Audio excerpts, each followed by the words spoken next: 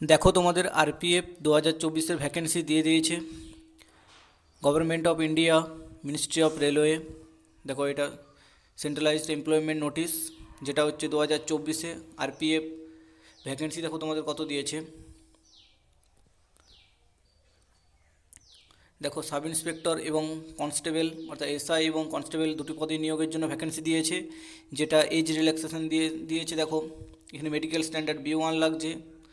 এটা দেখো 20 থেকে 28 ইয়ার এবং কত দিয়েছে 18 থেকে 28 ইয়ার পর্যন্ত দিয়েছে। কনস্টেবলের জন্য দিয়েছে কত 18 থেকে 28 ইয়ার্স এবং আরপিএফ এসআইয়ের জন্য দিয়েছে দেখো তোমাদের 20 থেকে 28 ইয়ার্স। এখানে দেখো ভ্যাকেন্সি টোটাল দিয়েছে 452টি আরপিএফ এসআইয়ের জন্য এবং আরপিএফ কনস্টেবলের জন্য দিয়েছে দেখো 4208টি।